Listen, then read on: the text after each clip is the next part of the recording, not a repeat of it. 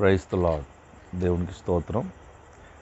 ఈరోజు నైట్ బయలుదేరి ఒరిస్సా ప్రాంతానికి వెళ్తూ ఉన్నాం సువార్త నిమిత్తం. రేపు రాత్రి వరకు ఒరిస్సా రాష్ట్రానికి చేరుకోవాలి. ఈరోజు నైటు మేము భద్రాచలంలో ఆగుతాం. మళ్ళీ రేపు ఉదయకాలం బయలుదేరి ఒరిస్సా రాష్ట్రానికి వెళ్తాం.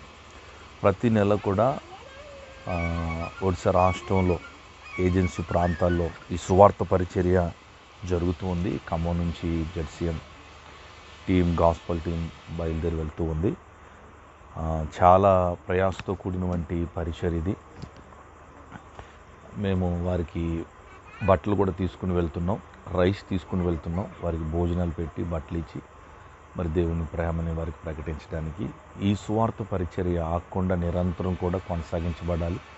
మీరందరూ కూడా దయతో భారంతో ప్రార్థన చేయండి. సువార్త ప్రకటించవలసిన భారం మన మీద ఉంది కనుక మీరందరూ భారంతో ప్రార్థించాలని ప్రేమతో మీకు తెలియపరుస్తున్నాను. ఒడిశా రాష్ట్రంలో అనేక గ్రామాల్లో, ఏజెన్సీ ప్రాంతాల్లో, అడవి ప్రాంతాలు, అనేక గ్రామాలు, క్రీస్తుని ఎరగని గ్రామాలు, కొన్ని వందల గ్రామాలు ఉన్నాయి. వారికి క్రీస్తుని ప్రకటిస్తున్నప్పుడు మేము ఎప్పుడు వినలేదని చెప్తూ ఉన్నారు. కనుక గత కాలంలో నేను ఆ ప్రాంతాలకు వెళ్ళినప్పుడు ఎంతో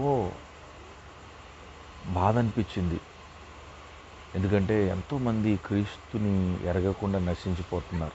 ఏదేవైనా, ఎంత కష్టమైన, ఎంత ప్రయాసైనా, ఎంత ఖర్చుతో కూడినటువంటి పని అయినా ఖచ్చితంగా ఆ ప్రాంతాలకు వెళ్ళి వారికి దేవుని ప్రేమను ప్రకటించాలని ఒక బలమైన తీర్మానం. అంత మాత్రమే కాకుండా ఒక 3 సంవత్సరాల క్రితం ప్రభు ఇచ్చినటువంటి దర్శనం, నీవు లేచి ఒరిస్సా రాష్ట్రానికి వెళ్ళు, ఆ ప్రజలకి నా ప్రేమను, నా మాటలను ప్రకటించు అని ప్రభు ఇచ్చిన దర్శనాన్ని బట్టి మేము తరచూ వెళ్తూ ఉన్నాం. ఈ నెలలో కొంతమంది మాత్రం వెళ్తూ ఉన్నాం. లాస్ట్ టైం కూడా నేను, జాషువా వెళ్ళాం. ఈ నెలలో నేను, జాషువా, డేవిడ్ కూడా వస్తూ ఉన్నాడు. మేము ముగ్గురు వెళ్తున్నాం. గత కాలంలో నాతో పాటు చాలామంది యూత్ వచ్చేవారు. మరలా వాళ్ళందరూ కూడా సువార్త పనిలో పాల్పంపులు పొందాలి. మా టీం కొరకు మీరు అందరూ కూడా భారంతో ప్రార్థన చేయండి. ఈ రాత్రి మా ప్రయాణం కొరకు ప్రార్థన చేయండి. Praise the lord. ప్రభువు మిమ్మల్ని దీవించును గాక.